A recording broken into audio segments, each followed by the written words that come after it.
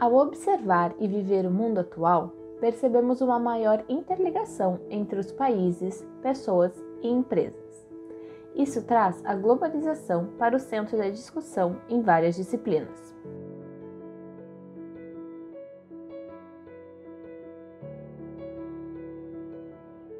Globalização é um processo histórico, ligado a questões culturais, socioeconômicas, políticas e geográficas.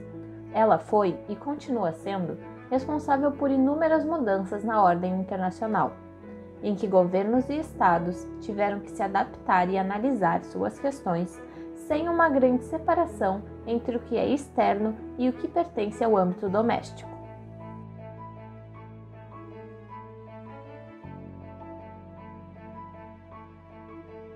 A globalização é um fenômeno contraditório, em que sociedades são impactadas de diferentes maneiras, podendo, ao mesmo tempo, fragmentar ou integrar.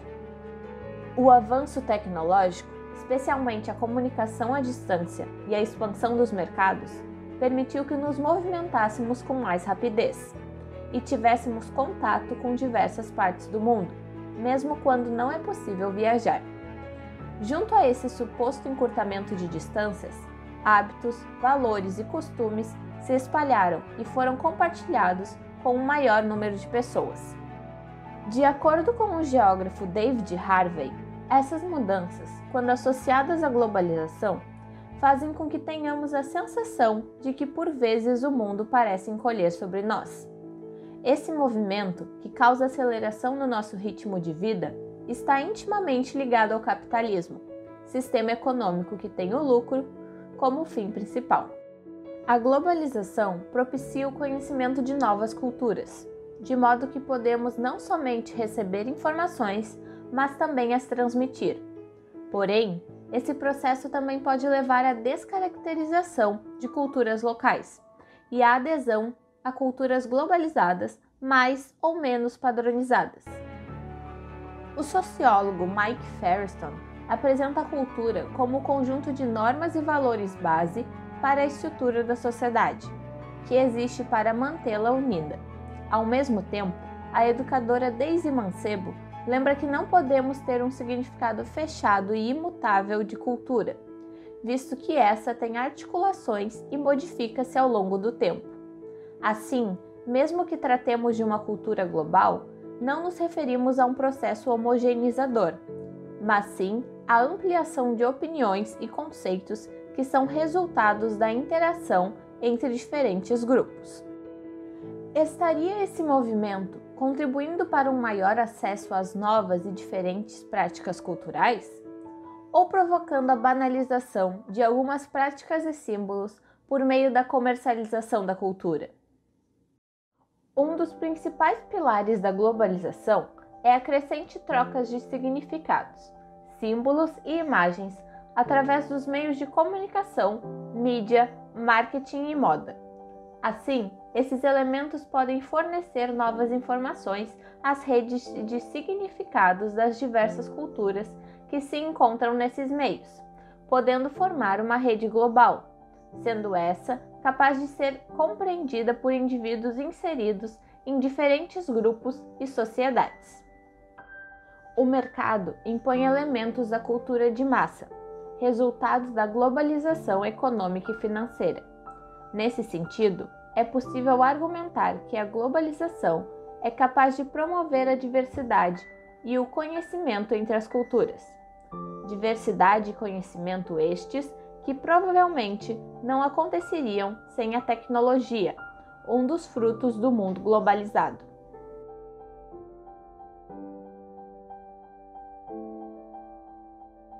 De fato, a globalização trouxe em destaque o questionamento do espaço, pois a distância geográfica não é mais um fator absoluto de isolamento, tanto no âmbito mercantil quanto no âmbito de fluxos de pessoas, ideias e informações. Desse modo, a cultura local, em contato com a cultura estrangeira, reinventa significados, que não precisam ser exatamente iguais àqueles exportados pelo país de origem.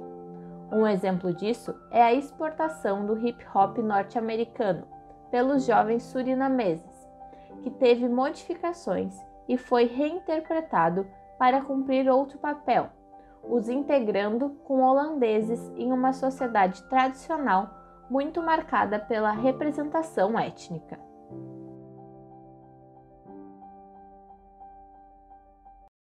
Contudo, esse processo também pode dar origem a uma espécie de competição global entre culturas, que pode acabar por enfraquecer umas em detrimento das outras.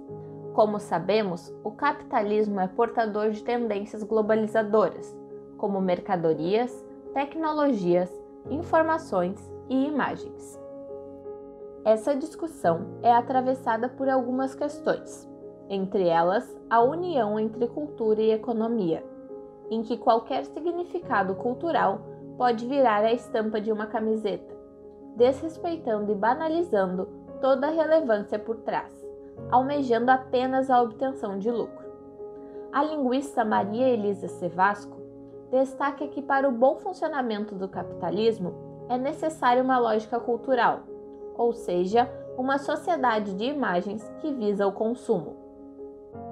O pesquisador e filósofo Martim Barbeiro nos lembra, ao mesmo tempo, que a cultura midiática não pode ser contrária à cultura popular, pois a cultura de massa foi constituída a partir de elementos populares.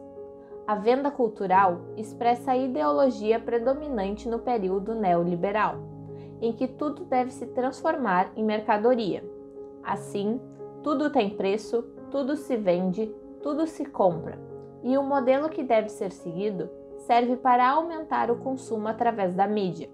Observa-se, então, um processo de hegemonia cultural, em que certas características são incorporadas à cultura midiática, e essa, sendo a ponte para a lógica do consumo, torna-se capaz de apagar a identidade cultural de uma nação.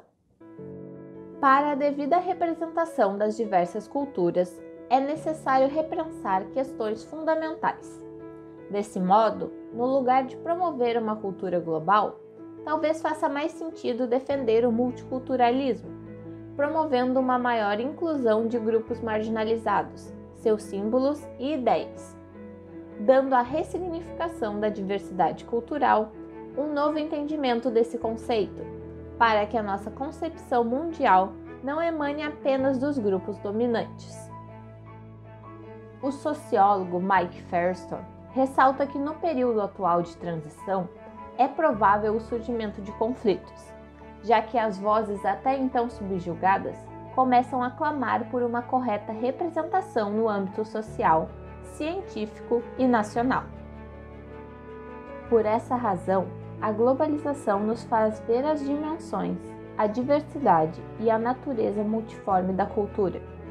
Não se pode dizer, portanto, que a globalização elimine o localismo, porque, paradoxalmente, ela pode fortalecer as identificações locais. Firestone, 1995.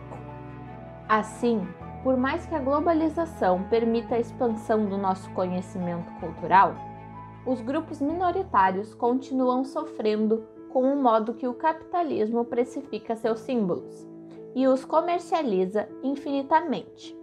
De nossa parte, enquanto indivíduos, é necessário sempre se questionar até que ponto a minha admiração pela cultura alheia é benéfica e realmente representativa para aqueles que a cultuam?